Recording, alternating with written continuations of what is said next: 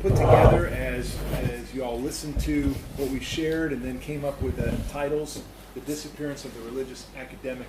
So I'm excited to talk about that. I apologize for the picture on the PowerPoint because I don't want to suggest that there any one particular Christian tradition that the academic life has disappeared from. But I love the picture in sort of its representation in general. So, and I really am thankful too for the switch to have had your session before mine because hearing these three case studies has been very rich and wonderful.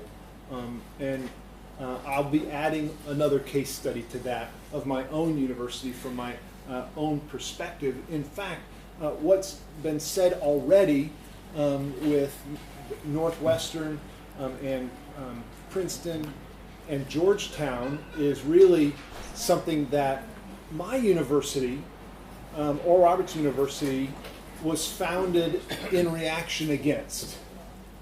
And so embedded in the DNA of the institution I'm at, which is very intentionally religious, is this really strong passion not to go down what some have called the slippery slope of secularization. We don't want to be secular. We want to integrate faith and learning. And we look back at the history of American universities and see that so often they were founded as religious institutions, but then have become secular. In fact, this was so much so embedded in our DNA, it was really established by an event. The university opened in 1965, and it was dedicated in 1967. Oral Roberts is the founder of the university, and he was a friend with Billy Graham. And he and Billy Graham were both nationally known because of their work as evangelists for the evangelical world, going to cities and setting up huge tents or being in soccer stadiums. Lots of people coming to see them. Now, Oral stayed in the tents, and he packed out places, and he televised those on TV just as TV was coming into popularity, and so he had national recognition. And Billy Graham, however, was really the center of the evangelical world. And so at the risk of his own reputation, because Oral Roberts was from this sort of Pentecostal tradition, the sort of stepchild, unwanted stepchild of the evangelical world, this was at his own risk of reputation. Billy Graham came and dedicated Oral Roberts University. So in 1967, there's this dedication ceremony, and this really helped give Oral Roberts University sort of a stamp of approval by the evangelical world to have Billy Graham there as the keynote speaker. And in that speech, he very adamantly, like an evangelist of the 1960s, with that strong, powerful voice, declared, "Let a curse come down upon this university if it ever leaves its founding purposes." And so that's the DNA of ORU. That's a statement that gets replayed over and over and over again to really reinforce this idea. We don't want to become secular. And so don't want the curse. We don't want the curse. Absolutely not. And so that's part of our DNA. So I want to take a little bit of time this morning and using George Marsden's narrative, talk a little bit about this secularization that happened in American higher education, and then really focus in on my tradition, that evangelical Protestant tradition, and then more specifically on a subset of that tradition, which would be Pentecostalism, out of which Oral Roberts University was founded. So, and really I have some questions that I hope that talking about these things would generate some thinking on these questions for all of us to consider. And if there's time at the end, but lunch will be coming in, I don't know. Such as what symbols or metaphors might be prominent at your institution for the interplay between faith and science. And Tim just shared one of those here earlier in the chapel, all the stained glass that really speaks of science, and then stained glass that speaks of faith, and how that brings them together here in this sacred space, in a sense. But I think there are other metaphors, other symbols that different universities, at least in their past or maybe in their present, are using, and I'll talk about one specifically from Oral Roberts University, that really speak to this tension or this relationship between faith and science. Another question, how does your religious institution integrate faith and learning? Because there are a variety of models represented in this room, in our universities, in how we actually would attempt at an integration of faith and learning. How has your religious tradition dealt with secularism in the past, and how is it dealing with it in the present? And we each have our own stories to share on that. How is your religious tradition academically doing in the area of scholarship? Scholarship is an area that we have struggled in my tradition, in that evangelical Protestant and Pentecostal tradition. And we're trying to catch up, but we are behind. If the religious academic has disappeared in some religious traditions, and that's a big question, how can they re-engage in the academy? And really, as I think about the disappearance of the religious academic, I do wonder if each religious tradition has dealt with that challenge, and I think perhaps they have, because of the discussion yesterday around the idea of the tension between the intellect and the emotion or the passion. And sometimes these they push against one another. And so I think that's probably inherent in different traditions. But what do you call religious academic? What do you mean?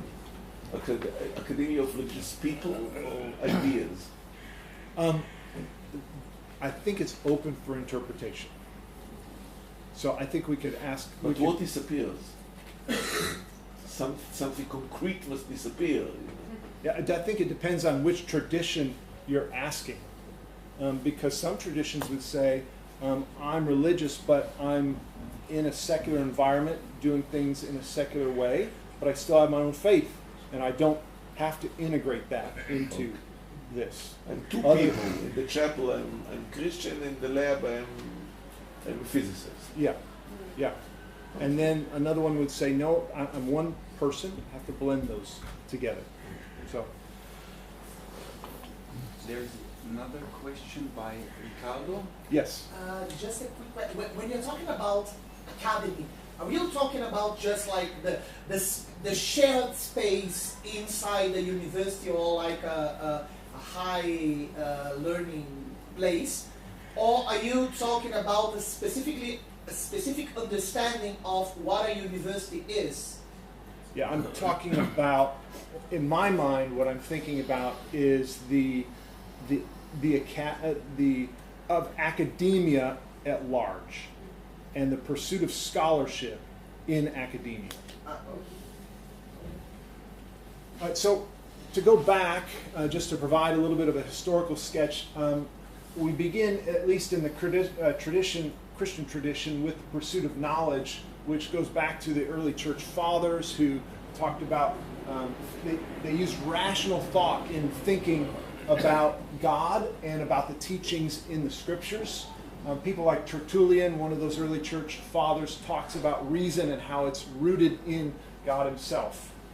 I'm going to go quickly through this, but and then as we move into the Middle Ages, we have the fall of the Roman Empire, and we have this monastic period.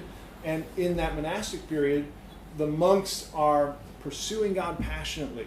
And in that process, they're also preserving literature, they're preserving knowledge. And so a place like Ireland in the 5th and 6th centuries, which is really where Christianity is burning brightly at that moment, in the West at least,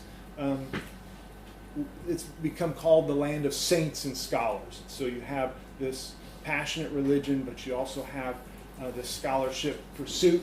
And as it spanned across Europe, these monastic centers actually were places of advancing practices in agriculture, in industry, and so there was a creation of knowledge as well happening in these monasteries.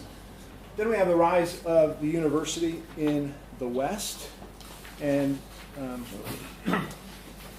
so this is, there's been schools of learning in all different societies and places of the world, but in the West we have this academic tradition of the university with a certain kind of structure, with a bachelor's degree, master's degree, etc., a set of curriculum. All of this rises up in around the 12th century, and it develops typically out of monastic schools or cathedral schools. And this was blessed and encouraged by the Catholic Church in the West. It was part of Christendom and that pursuit. So some of the first universities were the University of Bologna, Oxford, Cambridge. University of Paris was always a key university in that time period. In these early centuries of the university, it was the age of scholasticism. And so scholasticism sometimes gets a bad rap of being kind of dogmatic, but really it was in scholasticism that we have the scientific method being developed, and there was a commitment to empiricism. And so it was really these men of faith who were leading these institutions, teaching there, who laid the foundation for the scientific revolution. They weren't just passing on ideas, but they were critiquing ideas from the past and analyzing them and studying them. So theologians and religious leaders studied or taught at these universities, and so the universities were both the product of Christianity and a place for fostering theological scholarship. A little bit about the structure, where we see the bachelor's and the master's level. So in the early days, there were 7 liberal arts that were being taught to students at the undergraduate level. At the bachelor's level, grammar, rhetoric, and logic, and those contained a set of 3, and then arithmetic, geometry, astronomy, and music contained another set of 4. Then at the master's level, you would specialize in either theology, law, medicine, or natural philosophy. And there was really a bond between theology and natural philosophy.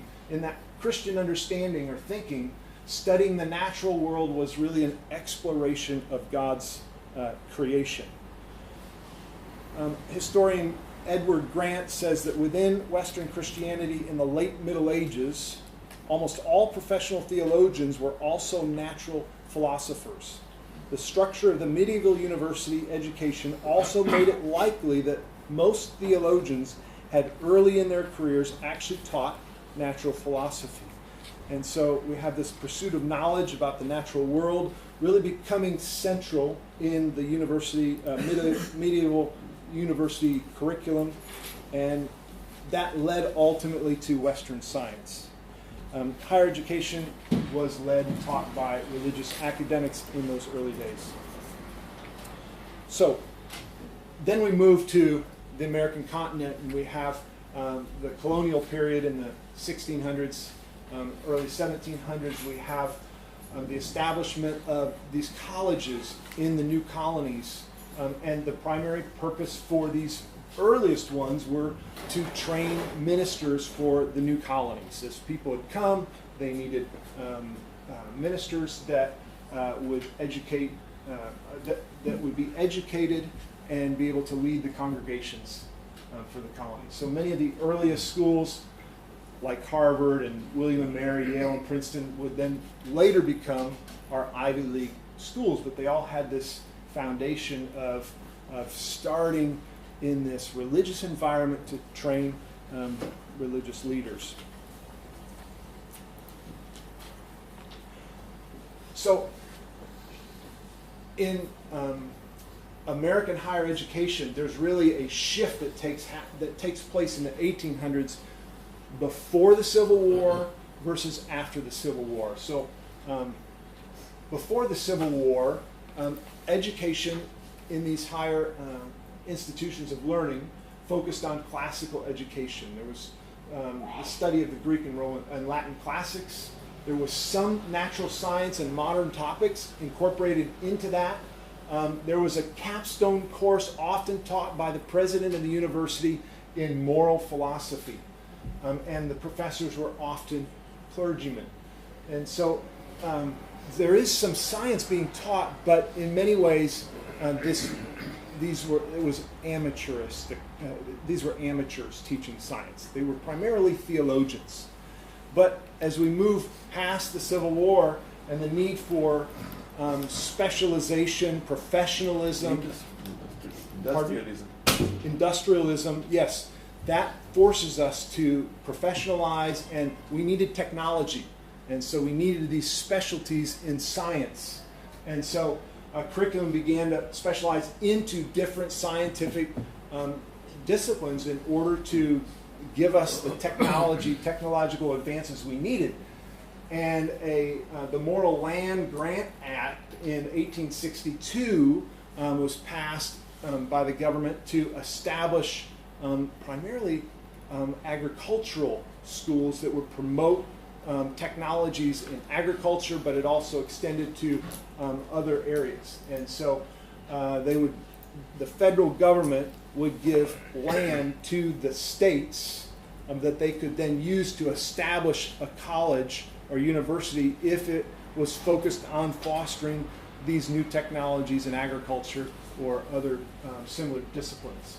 And either they used the land or they sold the land and used the funds to establish these schools. So we have a lot of those schools today in the United States were established out of this land grant.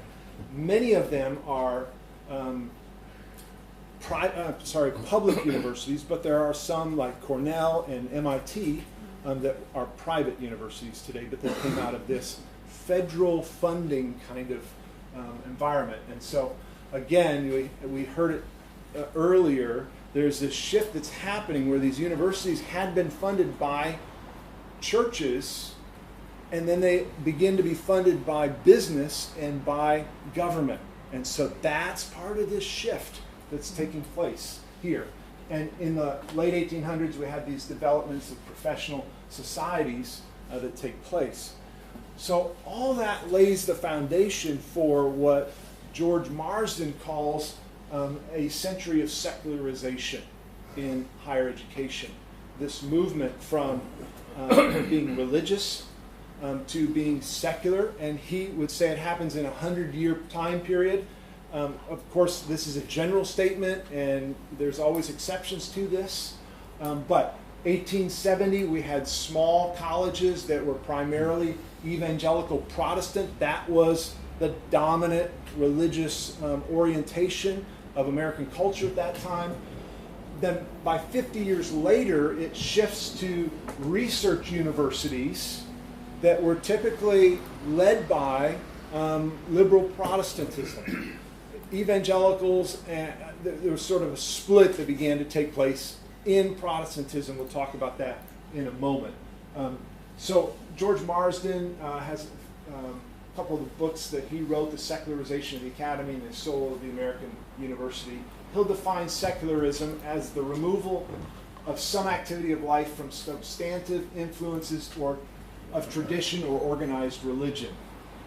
Interesting, in 1890, nearly all state universities had chapel services and required attendance. And many of them also required attendance at a church on Sunday. And that actually persisted in many of the institutions in the United States until World War II. So university life was really dominated by a Protestant establishment, even though there was this change that was happening with segmenting theology into its own separate department, and each discipline having its own separate department. The administration was from this Protestant perspective, and they were hiring people with their own similar views. And so that fostered that until the pluralism that was happening in the United States through immigration, etc., in the 20th century really forced a change in that, where the establishment needed to show representation among those from different perspectives, whether they be Catholic or whatever other perspectives, or be secular. So, and then in the 1970s, by the time we get there, we have the development of multiversities, and that was a term coined in 1963, I believe, that really spoke of these different, these universities becoming so large that they're being divided up, and they have multiple campuses, they have multiple departments, and it becomes this huge conglomerate. And it has typically become secular. So the Protestant hold on educational life in America has been lost by this time period in general. So, the rise of the research university. How did this happen from 1870 to 1920?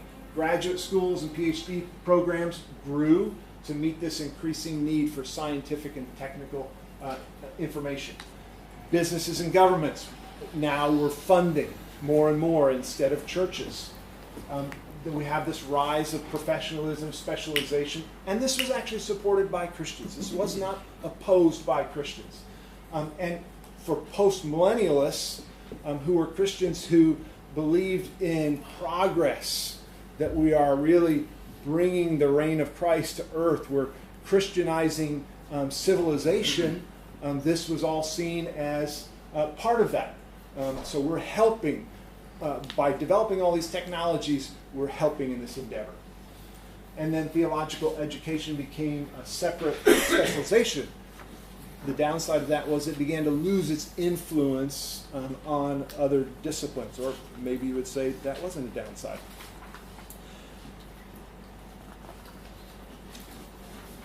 So, that brings me to the disappearance of the religious academic in my tradition, the evangelical Protestant tradition.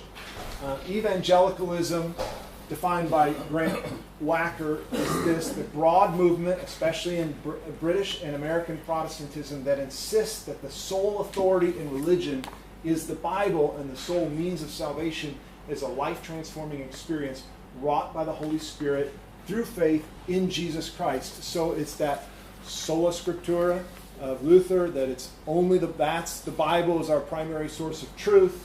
And they were very concerned about holding strong to that. And then this other experiential part, that you needed to have this experience with God through Christ. And so those two things would define evangelicalism. In the late 1800s, in German schools, they were developing higher critical methods, which evangelicals began to interpret as an attack on the validity of the Bible, that it wasn't historical, etc. And so they really began to resent that and resist that. Liberal Protestantism, however, would accept those and say, we can use these tools. And doesn't matter as much about the historicity necessarily of every aspect of the text. But so this begins this divide that's happening. We also had Charles Darwin in 1859, and his theory of evolution came on. In the first few decades, evangelical Protestantism did not react negatively to it. In fact, at that time, many Protestants, because of geological evolution of the early 1800s, they were already rethinking Genesis not as 6 literal days, but as 6 epochs. So time was not a literal factor. But in those early days, the pitting of science against faith was actually raised by those who were non-Christian. This became an opportunity to show that Christianity is not true, And they began to raise this as, because of evolution, Christianity has weaknesses, etc. But then as we move to the turn of the century, and we have this reaction against the German higher critical methods, and concern over certain doctrines being lost, virgin birth, etc. The evangelical Protestants really began to go on the defensive. And in those first 2 decades, there's a real shift that happens in the 20th century. And in between 1910 and 1915, there were 90 essays written by 64 different authors representing most of the Protestant denominations that were defending these beliefs. They were speaking against higher critical method. They were speaking against Darwinian evolution.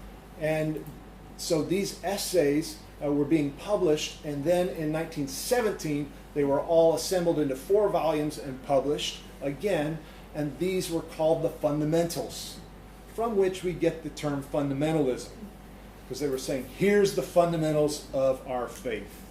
And so this really popularizes it.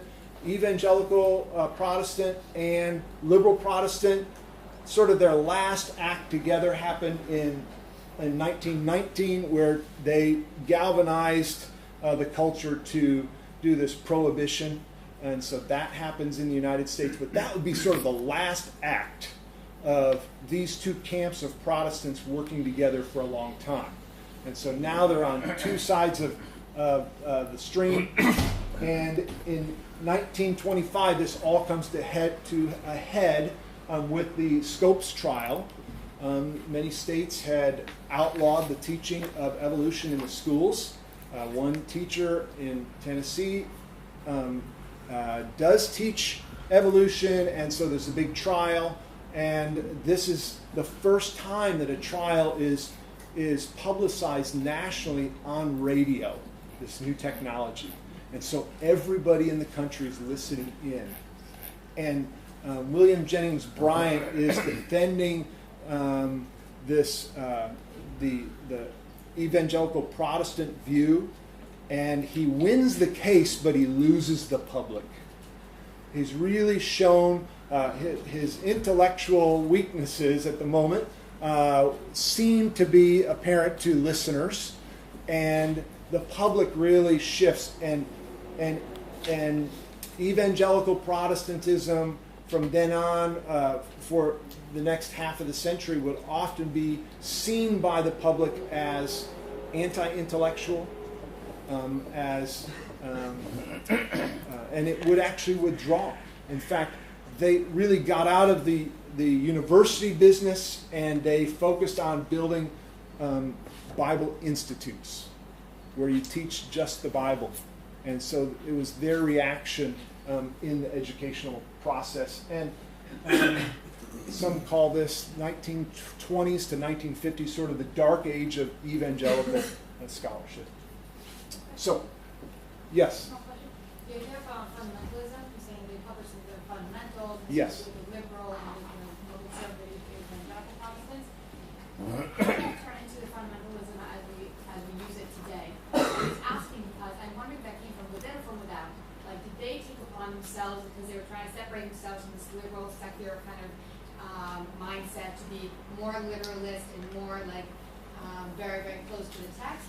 Or is it something that kind of was put on them by the people who are against this more conservative view and said, oh, they're just, they're being very literal, and you can see that that's kind of backwards thinking, or how that happened? Yeah, they themselves were identifying as fundamentalists. Yeah, but did that mean they were tied to the fundamentals they published, or that they also identified it as a more literalist understanding of the Bible, which is how we use it today, I guess? Yeah, well, in that time period, they were arguing for a very literalist look at the Bible. So that was their perspective. So It was one of the fundamentals. That was their identity. Ideas, Yeah. it's also tied with a more literalist understanding of Yes. Yeah. But the broader culture is looking at them as anti-intellectual, and in fact, and many times they were. So you had pastors, becoming leading congregations who lacked scholarship, lacked kind of formal training, and that all perpetuated it because we have the truth. And they didn't feel like there was that need. In fact, sometimes education was seen as an inhibitor to true faith. So on the other side, we have liberal Protestantism, who is still really the mainstay over these newly formed research institutions. In the first half of this 20th century, liberal Protestantism, it's said, actually sort of played this priestly role in academia. Theology was separate as a discipline, but they would build wonderful chapels on the campus, etc. And they were sort of still in charge.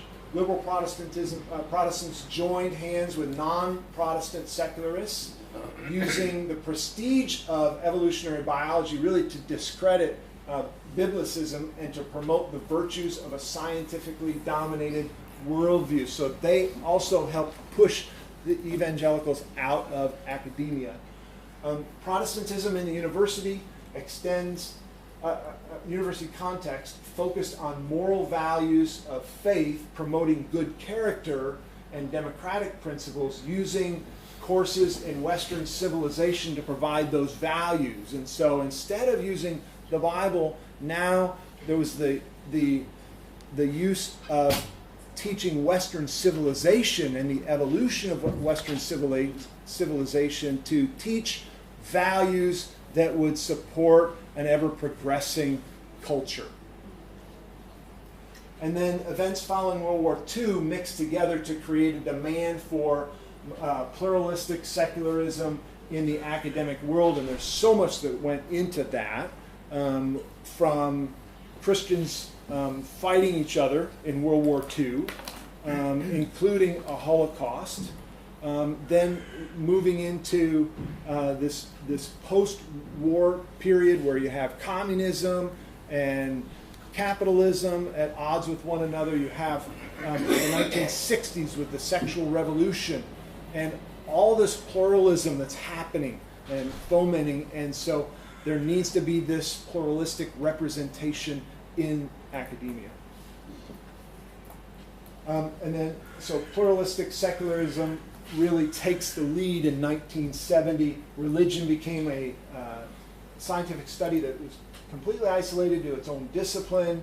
And the 1960s witnesses this incredible growth in public universities in America. In 1950, there were actually more students in private institutions than public in 1950, but in 1970, we had this so much of a growth that there were now, the students outranked in public schools 2 to 1 in private schools, the number. So this rapid growth of public schools that are publicly funded.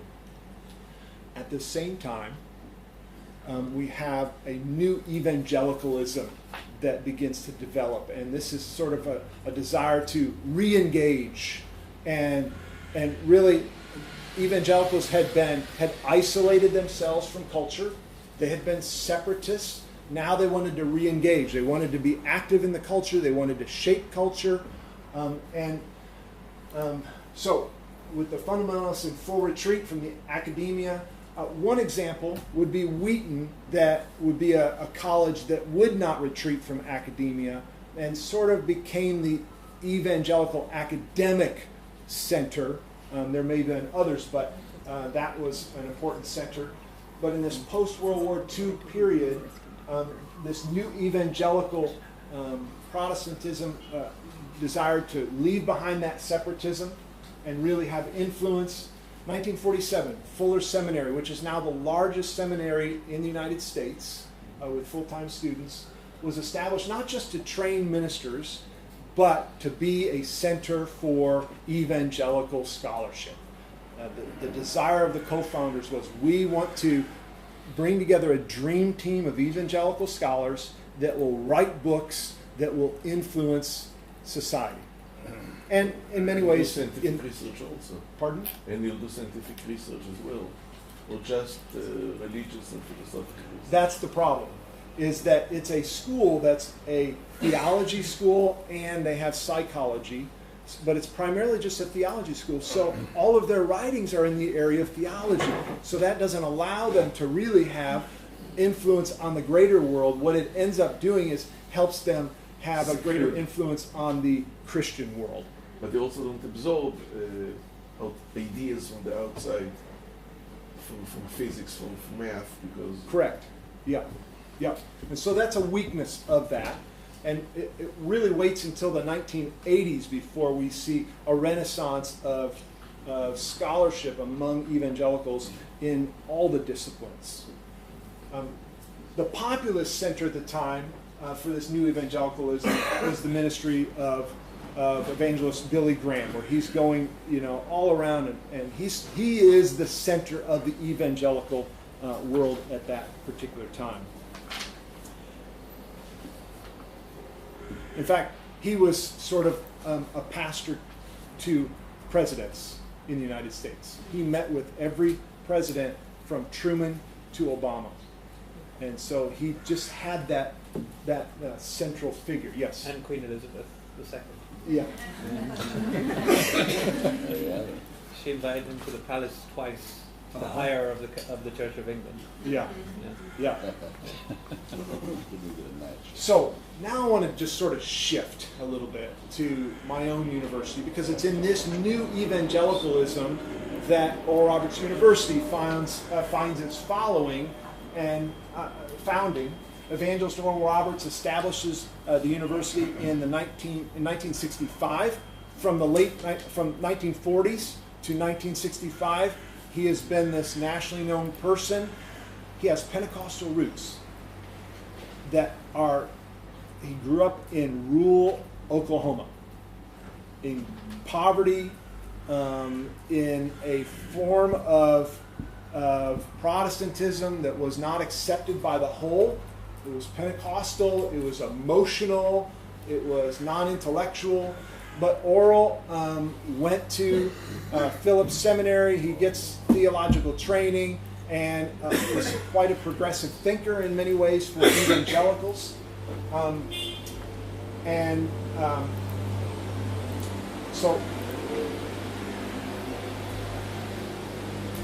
he was trying to break out of his own past, establishing a university that would have liberal education.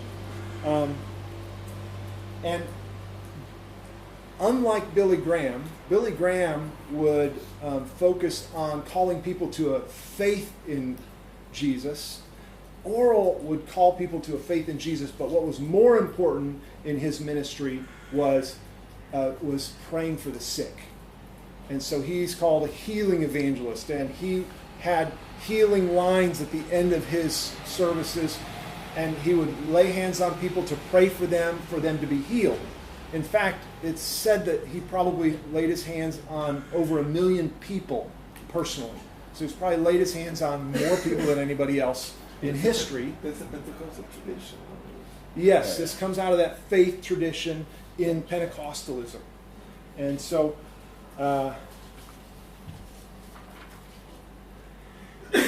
there we have a picture of Billy Graham next to Oral Roberts at the dedication in 1967, where he makes this declaration of a curse being upon this university if it ever leaves its founding purposes.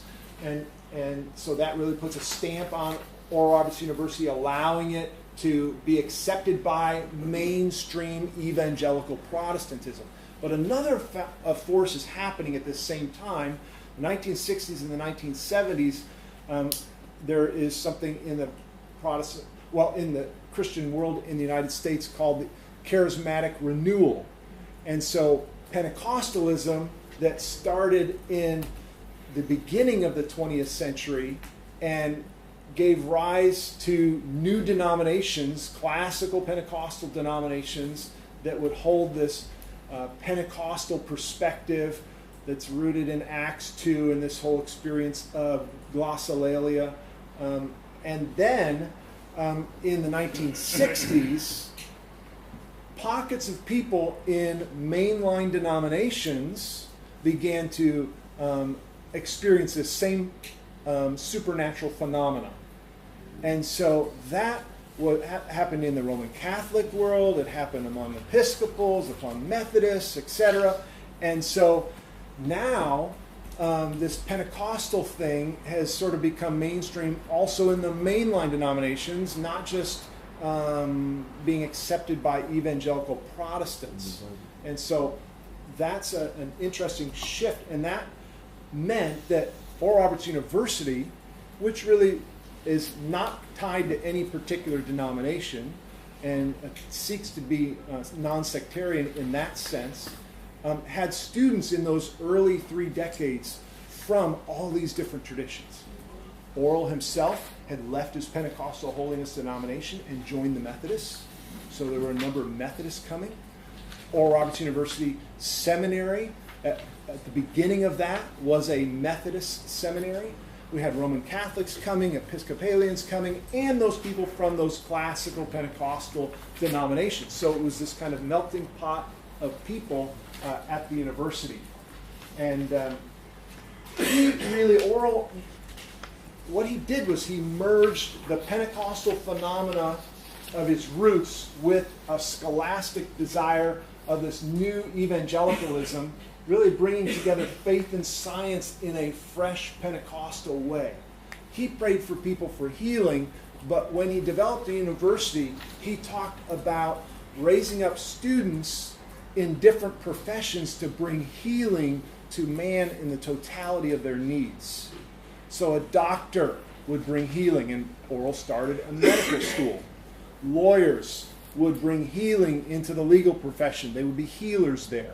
Not in a spiritual sense, but in a practical, this world sense. And so he's bringing both that spiritual side of his Pentecostalism and sort of this world side of other streams of Pentecostalism together in this.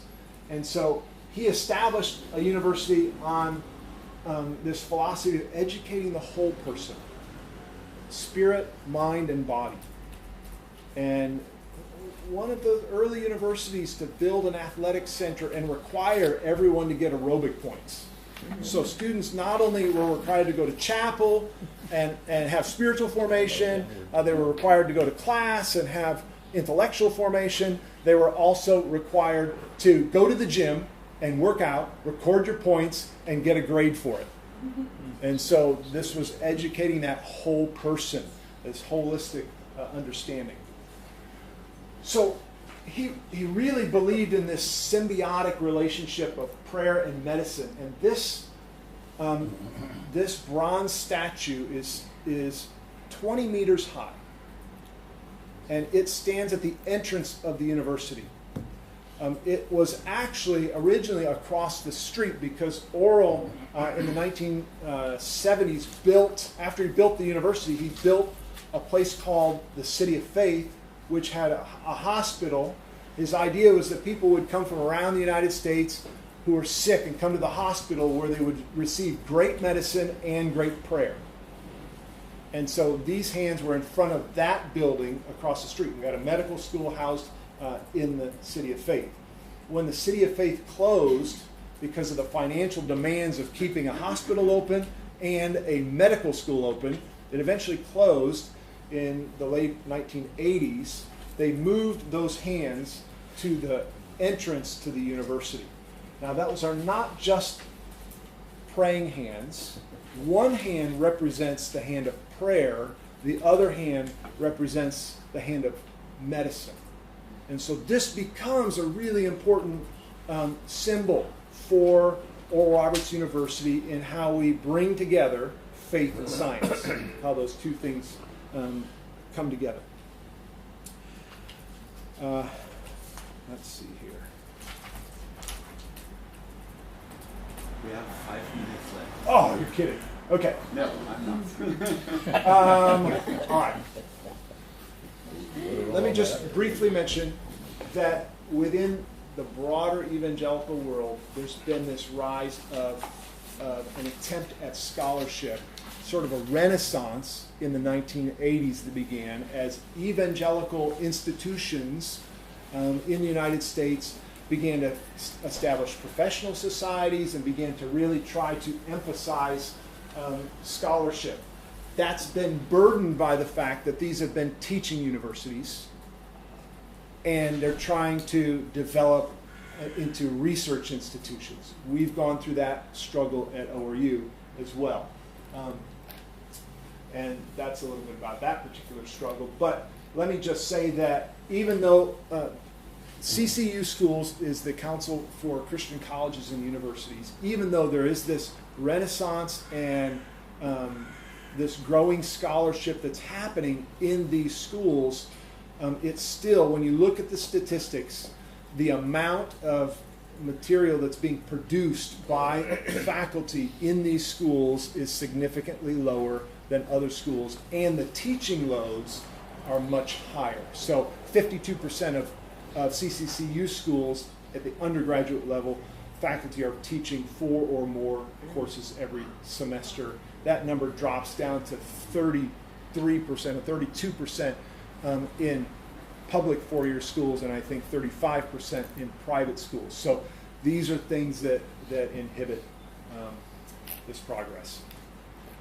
All right. So that brings me back to that set of questions for you to think about, ponder, and in the meantime, any other questions? Yes.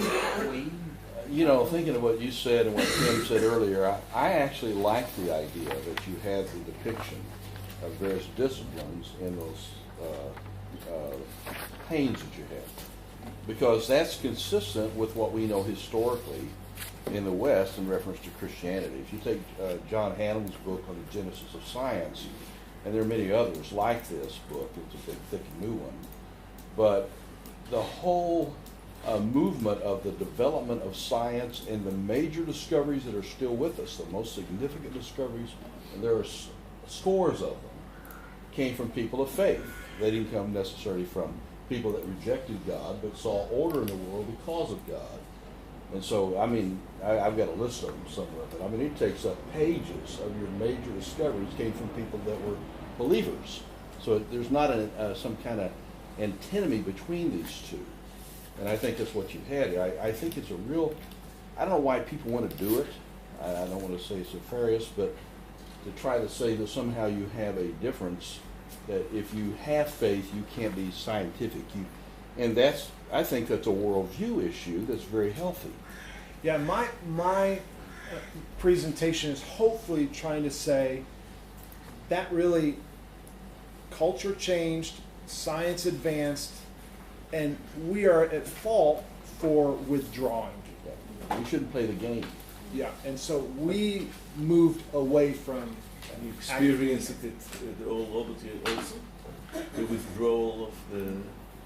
Oral, I think, was trying to bring these two together. And what happens now? And so even today, we have a new president at ORU 4 years ago. And in the last few years, he and the board are saying, we want to be thought leaders. We want to develop into a research institution. And so we're in the midst of that tension right now. We're doing some things to foster that, like we've started a new journal, actually resurrected it. We tried it in the 1980s, did one issue, stopped. Now we've resurrected it. So we're doing that. We're starting our first PhD program, or attempting to. We had this is our 4th try to start a PhD program. But we're farther along on this one than we ever have been in the past. But now they have the significant money behind them. I need to interfere. Maybe. Because yes, we have 4 people want to ask questions, and yes, I'm sure you will love to answer it, but we only have a few seconds actually. So would you mind to ask very, very brief, and maybe it's possible for you to answer as briefly as possible as well. So we have Ricardo, we have Gaijaku, we have Tim, and we have Elissa. my question is a very brief one. Which kind of faculty do you have at ORU? Or just Christians, like all denominations, or just specific denominations, or doesn't matter? Which kind of faculty do you have at the We have all denominations. Even in the theology school, we have all denominations. So we have an Orthodox, Eastern Orthodox faculty member, we have a Roman Catholic faculty member, and then we have various Protestant denominations represented in our faculty. That's always been a richness at ORU, to not have one denominational perspective. Thank you, Jan. My question would take longer, so I'll ask you privately. All right. It's about the impact on evangelicals and withdrawing. So, Tim? Yeah, it's not so much a question as a comment, and thank you for this. This is very interesting. Just a historical point that at a place like Northwestern, no one ever said, if you're religious, you can't be a faculty. There are, I can tell you, faculty members in every school of our university. But the reality in our, that one of the things people objected to when the decision was made not to be affiliated and not to, and this wasn't they weren't blaming Methodists for this. They were just, it's just a reality. There were quotas at Northwestern. And so if you were Jewish, Christian, or African American, there were limitations placed on enrollment. And people said, no, we want the best people, students, faculty, staff, regardless of their religious tradition. And well, okay, that's... Thank you. So, Elisa? Yeah. So one of the main struggles that English universities have is how they're perceived in the academic world. This also happens to Bar-Ilan, happens to a lot of places. So I'm wondering how you guys are dealing with that. And I feel like what happens to a lot of religious universities is kind of what Ivan Sharansky referenced before when he was in Russia, that because there was kind of discrimination against Jews, for example, that like they had to be the best. They had to be the best in school, they had to be the best in sports, they had to be the best in business. They had to be the best in order to like not be just like brought down by the discrimination. And I feel like that happens also in religious universities. That like in order to be taken seriously, because you're religious, you have to be really good. And if you are like one of the best, then you can't really ignore it. Otherwise, you're kind of brushed aside a little bit. I feel like that happens. I just want to know what you're feeling and how you guys feel. Yeah, Oral Roberts was very much concerned about that, and that's why we got into NCAA athletics as a very small school that has no good reason really to be at that highest level of athletics, because he wanted to be seen in that arena as significant. Road straight to hell. Thank you. These were very short questions and very brief answers. Thank you so much.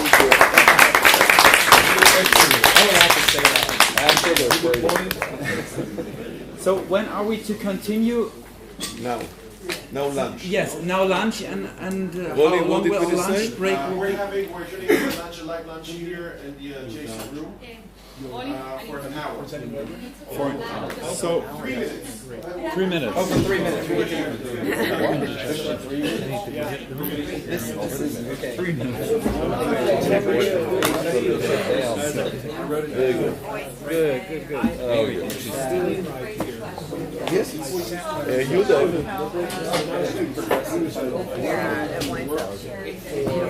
yes, so it's hard. If there's no big study, Yeah. if you knew about your culture,